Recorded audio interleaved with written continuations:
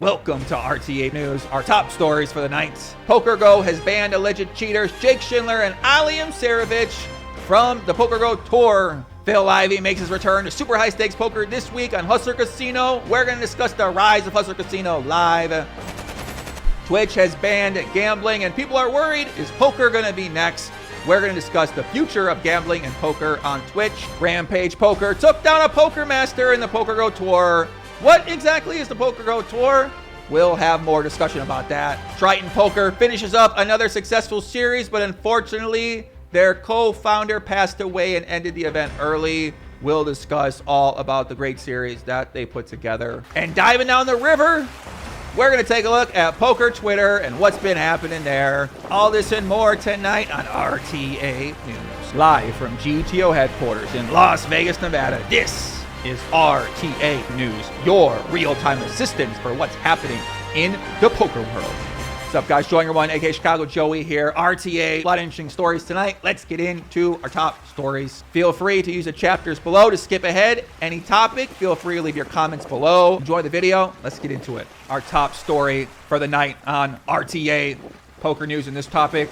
First of many interesting topics tonight. This is going to be a spicy one. I'm going to need a little glass of whiskey for this one. PokerGo announced the indefinite suspensions of Imsirovic and Jake Schindler from tour play, effective immediately. If you don't know Ali and Jake, they are two of the top poker players in the entire world, two of the biggest winning tournament players in the entire world. Ali and Jake were basically using the PokerGo events as their own personal Federal Reserve to print money since the inception of these PokerGo events. PokerGo announced that both players have been ruled ineligible for the season-ending PGT Championship and have been removed from the 2022 PGT leaderboard. So more on what exactly the PokerGo Tour is in a second. But first, let's talk about this news. This is big news in the poker world. So let me run you through my understanding of this story and how we got here. And if I'm missing anything out, let me know below. Let me know your thoughts below. Feel free to get in touch with me. Educate me more on this situation if you know more details.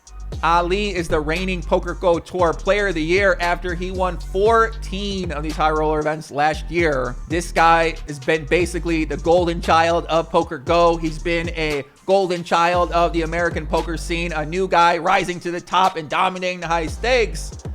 And up until April 17th, that is what a lot of people in the poker community were led to believe, until Alex Foxen, another player who's been a regular in the high stakes poker world, one of the top poker players in the entire world, just finished second to Rampage Poker in a Poker Master event. Shout out to Rampage. So Foxen made a tweet on April 17th and he said the poker blacklist can't come soon enough. Ali is banned from GGpoker for multi-accounting and RTA. I have witnessed numerous chip dumps to horses and many suspicious changes in play from people known to be as horses when deep in online multi-table tournaments. Ali is known as a cheater to almost all in the high roller community. However, without much ironclad proof, most stay silent.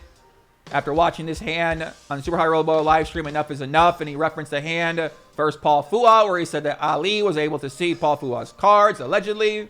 So as the community discussed the allegations that were being made, it was found out that Jake Schindler and Ali were both taking place in this alleged activity. And now this topic became one of the main talking points during the World Series of Poker this year. In my opinion, starting to overshadow a lot of the play at the World Series of Poker this year, because Jake Schindler ended up winning the $50,000 Six Max Nolan Hold'em event, which was one of the hardest events that you're going to find. He also finished second in the 25K No Limit High Roller 8-handed event for almost $875,000. So the first event he wins $1.3 million. The second one he wins $875,000. Then he makes a deep run in the main event. And a lot of the community was sitting there saying, how are these two able to play in these events when they've been banned from GGpoker for these type of out-of-line activities? Why are they allowed to play in these events? Shouldn't something happen to these guys in the events? And a lot of the community spoke out loudly about this. Norman Chad on Twitter said his understanding is that the evidence that Jake and Ali cheated is overwhelming, and my stance is that the type of cheating they engage in is no different than theft. They've stolen millions of dollars from their peers and from recreational players. I think it's important to point out to the casual fan that while public accusations of cheating are unfortunately all too common, the majority are unproven, many are untrue, and some that relate to minor offenses or gray areas get too much attention. This particular scandal is especially deserving of attention and consequences. I don't think they should be competing at WSOP at minimum for 10 years. I don't say this lightly. This type of cheating that warrants a ban like that must clear a high threshold, as does the level of certainty that cheating took place. In the case of Jake and Ali, I believe those criteria are met. So, like I said, a lot of people are really fired up about this topic during the World Series of Poker. Now, we haven't seen any evidence publicly posted by GGpoker or posted by any other online poker operator for what exactly took place. But PokerGo had their Poker Masters just start recently, and they announced that they would be suspending and banning these two players from their events. So PokerGo must have a pretty good reason why they would take this kind of action. And now, what does this mean for these two players? So PokerGo tour events are all around the world. They're a lot of high stakes event. Like I said, they were basically printing money from these events since the inception of the events. So this is a really big blow to Jake and to Ali. And now a few questions of mine come to mind. I'm very curious what your thoughts are on this situation as well as the community. So do you agree that these two players should be banned, suspended from the tournaments? Do you think that they should be removed from the championship free roll at the end of the year? Because obviously this sets a very important precedent to the future of these PokerGo tour events. See, a lot of people are bringing up is that what type of framework is going to be used to decide who is banned, who is suspended. And it's a slippery slope, but it's a necessary, to me, first step that must be taken if the community wants to clean up the game. Now, I would wonder, what is the framework that's going to be decided? What exactly do the people have to do to cheat? Is it multi-accounting? Is it real-time assistance? Is it collusion? Is it using more than one account? Is it dumping your horses? Is it happen online, private games, live events? Because should they be banned for 5 years, 10 years, lifetime? What exactly, when can they be reinstated? Who decides these things? So there's a lot of important framework to be decided, and I'm curious what your inputs are below, because I think we as a community need to decide and try to figure out what exactly that should look like. To me, in the poker world, you got two types of players. You got the Mike McDermott, the person who wants to play it straight, the person who's a numbers game, playing a mindset game. They're playing the game of poker one way. Then you got the hustlers who use poker as the vehicle to make money, and they're not as concerned with doing things by the book or doing things the straight way. They're looking for an edge. They're like Warman rounders. They're looking for an advantage, and they're willing to do whatever it takes, and they're willing to take a high level of risk in order to be able to achieve what they're trying to achieve. So the hustlers are battling with the guys who want to play the game straight, and it's really been like this since the inception of poker time. And now PokerGo has decided, well, we're going to try to do something about that. We're going to try to get rid of the hustlers who aren't playing the game of poker straight. So now, how normal is this activity? From what my understanding is that this activity is a common thing among certain crowds of people in the high stakes poker world. So now when you're PokerGo and you're deciding, okay, well, we did this to these guys because the report came out and a bunch of people were pissed off about it and were giving a lot of attention. What exactly is going to happen to other players that have been banned for similar offenses, that have done different things that we don't know about yet, or that have been in other activities, maybe outside of the arena of GGpoker? And then obviously a big question is what should be done to Jake and Ali in terms of how long the suspension is going to be. When can they come back? We'll stay updated on this situation. I'll let you know in future RTA News episodes. And let me know your thoughts below. Phil Ivey is back in the super high stakes cash game, playing on Hustler Casino Live this week with fan favorites and bosses Garrett and Andy. Also, Eric Person will be in the mix too. You might know this guy from infamous battles with Bill Hellmuth. And this thumbnail that I cannot get away from my YouTube recommended page. So they're going to be battling this week on Hustler Casino Live this Wednesday and Thursday, 5 p.m. Pacific time. Now, the rise of Hustler Casino, I think, has been pretty incredible. They started their YouTube channel, did their first stream August 3rd, 2021, in over a year. They have 172,000 subscribers on their channel. They have 55.8 million views on their main channel, 30 million views on the secondary channel. And now how have they been able to do this? Hustler produces live stream high stakes poker content 5 days a week for free on their YouTube channel. There is no paywall. And some of the events that they put on was the epic Mr. Beast Ludwig, Alan Keating, Helmuth Botez game that I was the host of earlier this year. Oh, wow. You know the fun part? I didn't even see both. I saw one queen. I was like, he wins. There was two. GT. Oh, no. The game went viral in the poker world, even got attention outside the poker world. They had the super high stakes week recently where Alan Keating and JRB were putting on a show and all the fans were loving the action. About 50K in this pot, right, Bart? And he makes the call. He makes the call. Wow. 700 And just like that. and 49,000. They're producing regular high stakes content, a high stakes Friday episode, which Garrett is a mainstay of every single week. Handful of nothing. Complete nothing burger. Oh, he put it in. He's gonna get paid. Yeah, fuck. Played it wrong. Wow. Hustler Casino is a brainchild of Ryan Feldman and Nick Vertucci. Ryan Feldman was one of the people who drove the success of Live at the Bike. So Feldman was a co-owner of Live at the Bike, had a falling out with Live at the Bike. Nick Vertucci was a regular on Live at the Bike. They went to a competing casino called Hustler and said, hey, we want to do a game here and we want to blow this up. They said, great, build a studio. They built a great studio in there, and now they've been putting out content for a little over a year. Like I said, 170,000 subscribers, one of the fastest growing YouTube channels in the whole entire poker history of poker YouTube. Oh, he makes the fold. Wow, Mickey, show it, baby. My man. Oh, My dude. and he shows him. How does that king? Woo. And now I think about what has made Hustler Casino Live so successful. What has made them stand out? I think it's a number of different things. They have a very hardcore, loyal community, people that show up consistently, supporting on social media, supporting in the comment section.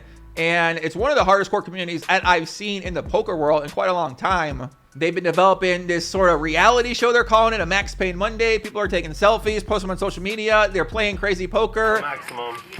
You did. Should've just. Why you do that? Nick Vertucci launched his own channel. He's doing a podcast with Veronica. He's posting like close-up videos talking for 45 minutes in the damn video, and people are actually listening to the video. So, you know, he must be saying something interesting to people. I think these guys got a lot of potential to really blow things up even past where they're at, really doing numbers in poker that we have never seen with poker content on YouTube. So to me, they're the company to look out for in the future. One of the companies I'm excited to work more with, and I'm really excited to see what these guys can do to push the vertical in the poker world. So I'm curious what you guys think. What has made Hustler so successful? What are you looking forward to them in the future? They got the Phil Ivey game coming up this week. Stay tuned to next week on RTA Poker News. We'll show you some of the big hands and talk about how the action went. All right, next topic, RTA Poker News. Twitch announced gambling content has been banned. Oh, actually, it's only specific content that includes slots, roulette, or dice games that aren't licensed either in the USA or other jurisdictions that provide sufficient consumer protection. These sites include stake.com, rollbit.com, duelbits.com, and rubit.com. However, we may identify others as we move forward. We will continue to allow websites that focus on sports betting, fantasy sports, and poker. So obviously, a lot of poker players were worried. Was poker going to get wrapped up in the ban on Twitch? So what exactly is going on here? How did we end up getting here? So my understanding of this story, you guys can fill in some details. Really a lot happening, so it's hard to keep up with everything going on everywhere. But it appears that there was a regular streamer named Silker who was a guy who was running some sort of like loan scam where he was asking a bunch of people for loans. He was sending them videos of himself fucking crying, and he was trying to get money from basically everybody he could. And these guys were sending him money, and he ended up getting a few $100,000. And to try to pay back the next person, he was running some type of Bernie Madoff scheme where he would take the money and then try to gamble it and try to make enough to pay back. I mean, obviously this guy's down pretty bad. He's going through some issues, and this guy got outed for his gambling problem, which opened up a whole other discussion about gambling on Twitch in general. And now what I've seen happening is that you have these sites like stake.com, which is a crypto gambling site, and some of these streamers, guys, have 20,000, 50,000, 100,000 people watching them, way more than what you're going to see by the average poker streamer. So there are 50,000 people watching some of these streamers, and that is valuable real estate if you want to market your business. So if I'm looking for influencers and I'm running some type of online casino gambling site, I can hit one of these guys up and say, hey, listen, here's what I'll do. I'll give you $500,000 and I'll put $1 million, $2 million in your gambling account. What I need you to do is I need you to stream your play and you promote the site. You become the billboard for the site. And if you lose the $2 million, none of your money is lost. If you win some money, maybe work out a deal where you can get a percentage of those winnings. So you have these streamers streaming and making millions of dollars from compensation from these companies, and basically showing themselves gamble for high stakes, for blackjack, for slots, streaming this on Twitch regularly. And of course, this is going to make a lot of the community salty because one, they want to make that much money, and two, if they see other people getting a lot of attention and they think, oh, that's wrong and that's leading people down a bad path, which a lot of people consider gambling to be a bad path, then that shouldn't happen. So a lot of these Twitch streamers, the loudest voices, all rallied and advocated for Twitch to do something about the gambling. And then Twitch came down and announced that we are banning these streams, which then says, okay, what happens to poker? You know, some of these online poker sites like at ACR, they have casinos on there. Some of the sites, I don't think they're regulated in the United States. I don't know what their level of consumer protection is. Obviously, Twitch needs to figure out a framework for what exactly qualifies as one of these operators, because this problem is not going to go away, and there's always going to be other workarounds to get around these type of bans, and a bunch of other sites are just going to pop up, and it's going to be hard to regulate. Hopefully poker stays out of that, because obviously we think poker content's great and we think poker is a game of skill. It is unfortunate that some of these sites use poker as the focus, but they also making millions of dollars from the casino. So they get people in using poker as the acquisition tool. Then they send them to the casino to get slaughtered by whatever product that these unregulated, no consumer protection type of sites are offering. So I'm interested to see what takes place. Do you think poker should be banned? Because you could potentially make a case that some of this poker is quite predatory and most people are gambling, and that the top 1% are the only people that win, the top 1% and the poker site. So I'm curious what your thoughts are about that. And I'm curious what you think about the ban on gambling in general, because when I look at it, I say it's everyone's personal responsibility to understand how to manage their life and manage their money. And when you see an ad for gambling, it doesn't necessarily mean you have to gamble. The thing is that these influencers have a lot of influence, and they're basically the news to these people. So if you have your most trusted person that you're watching every day, 50,000 people are watching, the chat's going crazy, and this guy is streaming millions of dollars gambling, then it's going to be hard for me to not want to go gamble like my guy. I look up to that guy. It's the news. Look at it. He's doing that. Why would I not want to do that? And then people get into trouble. They gamble way too much money. They start to borrow money. They get in debt, and they ruin their lives. And gambling has taken down a lot of lives, and it's very, very, very, very hard to win at gambling long term and even in the short term. So if this gambling is being promoted through these trusted influencers who have these audiences, 12-year-olds, 15-year-olds, 18-year-olds, 21-year-olds, then should this be allowed to take place? And that's been the discussion right now. And it's a really new discussion to have take place, because the rise of these streamers streaming these games is only a new thing that's taken place in the past few years. So we're going to stay tuned. What's going to happen with this ban on gambling? We'll update you more information here on RTA Poker News. Will it affect poker? We'll have more discussion on that. Whew, okay. On to something lighter, the PokerGo Tour. So PokerGo Tour wasn't really on my radar before. It's a newer series.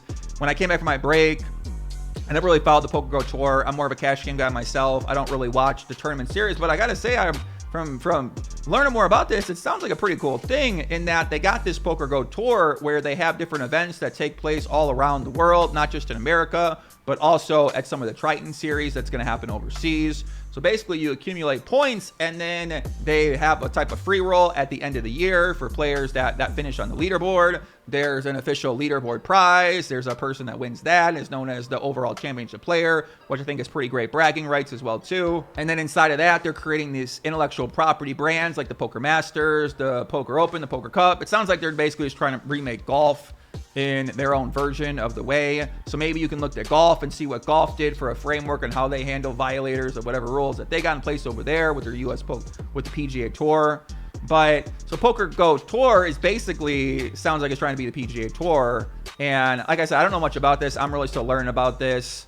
But this Poker Masters is one of those events where you end up winning a purple jacket. And it's a new way to really package and frame a poker series, because at the end of the day, really it's a fucking poker tournament, and there's a lot of poker tournaments, and there's a lot of poker tournaments happen all over the world. But when you put them together and you give them a title, you give them a certain color, you give them a certain feel, you give it a certain trophy, then to me those kind of things are pretty interesting and pretty cool, and it gives players something to aspire to want to win.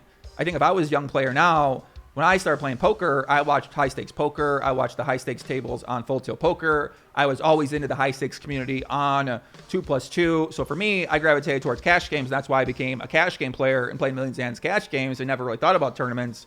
Whereas now you got these great series where it's pretty cool. I think it's pretty awesome. So we saw a Rampage takedown event yesterday. Shout out to Rampage, where he took down one of the 10Ks. I think he won about $200,000. A lot of people doubted this kid. Shout out to Rampage. We were out celebrating last night. He shot a vlog. It was a lot of fun. We met some nice people.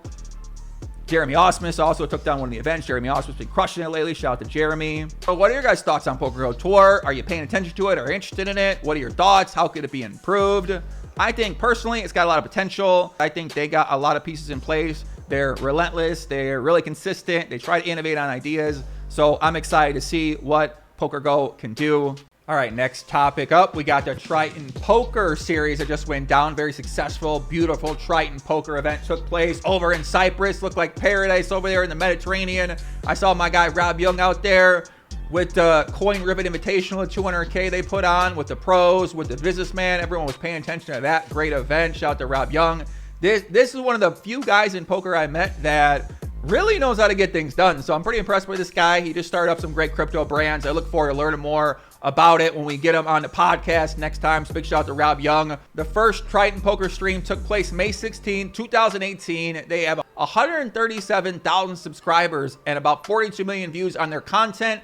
They specialize in very high stakes cash games, very high stakes tournament, beautiful production, very nice cameras, and they focus on the Asian market. So it gives people from around the poker world a chance to look into the legendary Macau games and these very high stakes, very crazy players. Tom Dwan's been trapped over there grinding these games since I think like the past 10, 12 years. And once we saw the recent hand versus Rui Kao for like a $500,000 pot and it worked out, you can understand why Tom Dwan wants to stay over there, because clearly these guys are crazy poker players and they're playing a bit different game over there in the Asian market than they are except maybe in Texas. Texas, they're also kind of nuts too. 2-7.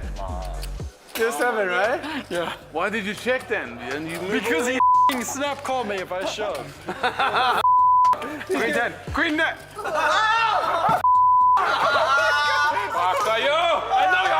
Let's go. You shot my card. Oh my God. So, like I said, Triton Poker, 137,000 subscribers, 42 million views on their video. Their recent event series, I thought they did a great job of having this great high stakes cash games that a lot of people were talking about leading up to the event. The event took place, like I said, in the Mediterranean. It looked like paradise there. I very rarely experienced FOMO, but Rob kept telling me, come out here, Poppy, come out here, come play, come play. I was like, eh. And then I saw it and I was like, damn, I definitely should have went out there. So I'm in for next year. This place looked beautiful. It was in Cyprus. And it seems like Triton Poker is one of the very rare poker companies that actually likes to treat the customer well, likes to give them nice accommodations, like to put the events in beautiful places and really look out for the players. I heard a lot of great feedback from all the players that are participating in it. They had a really great production setup. They had great commentary. My man GTO commentator, Henry Kilbane, was crushing it in the booth. They had like WWE entrance music. Fader Holes was coming out looking like Stone Cold Steve Austin. with the music and the entrance. So I've been loving what they're doing. Very inspiring content, very high quality content. I've been loving it. Big shout out to those guys for the great event series that they put on. Unfortunately, and this is real tragic news, they had to cut their event series short because their founding Triton member, Leow, passed away at 41 years old of natural causes. He made 12 final tables of the Triton series. I mean, real sad and tragic to have happen, especially in the middle or near the end of your series. I mean, I couldn't imagine that. Our condolences go out to all the Triton Poker family. A lot of the community had very great words to say about him. So he will be missed from the poker community, and rest in peace to him. And we send a lot of love over to the Triton family and Ivan's family, his friends, and everyone had the pleasure of meeting him.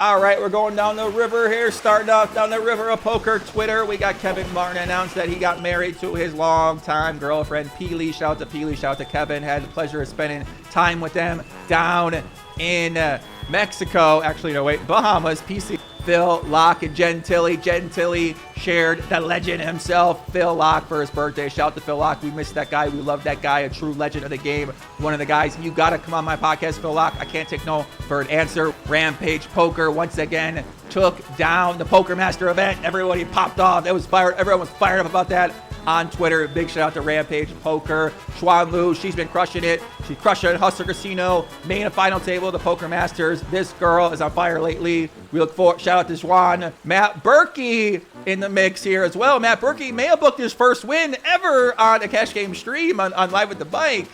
Little over 100,000. Shout out to Berkey. I feel like this guy should win a lot more, but Berkey been grinding the Only Friends podcast. Let me know what you think about the Only Friends podcast below. Brad Owen, Andrew Nemi are taking the Meetup Games International. They're out in Australia. These guys seem fired up out there. Andrew Nemi was in Cambodia. This guy's traveling around the world. I'm getting jealous. I need to get my Meetup game in. So congratulations to both of those guys. They've been working hard. Signed with WPG. Poker Twitter was on fire over a recent hand G-Man played on Hustler, where he made a big-ass check raise on the river with the pocket queens. He had the PLO blockers with the diamonds, and he actually got a guy to fold a nut straight. Yo, he folds, my gosh. On a 4-card straight board with a flush available, and obviously the chat pros were fired up. They were discussing that topic, and Garrett chimed in with his thoughts on that. The developing story I just caught up with. Poker Stars had its big day, had its main events. Unfortunately, the site crashed. People are fired up. I don't know what happened. I got to find out more information. I'm sure no one's happy about that situation. The bad beat of the week.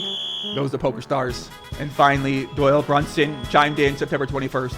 Got a request for an autograph from France. Sent it. Doyle Brunson, thank you very much. If you have any requests that you'd like to add in the future to the river, please at me on Twitter at Joyner1. And our final topic is going to be a follow-up from last episode I did with Ebony Kenny. Obviously, at the end, there was some issue happened. Ebony left. She felt very disrespected. She felt like I was being dismissive of her concerns. My end, it was a misunderstanding. I apologized to Ebony numerous times. Didn't mean for that to happen. I didn't understand that she had a real problem with what took place in terms of what a comment that was made by the moderator. I wouldn't understand that she was that upset about it. Been friends with Ebony for a long, long time, about 10 years. Been one of my best friends in poker. One of the people I got the most love for in poker.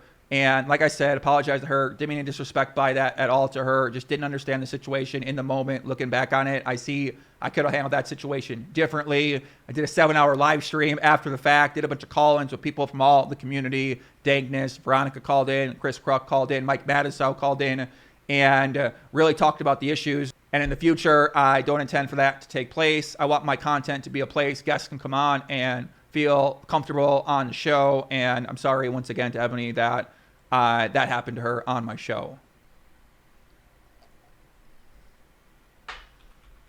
Back to making content. Let me know what you think about this format. Do you like it? Do you not like it? Give me your thoughts. Give me your feelings. Instagram, PoppyGTO, Twitter at JoinGrim1. And we're going to be back soon. More content, more RTA Poker news. Peace out. Take care. Adios. Thanks for watching.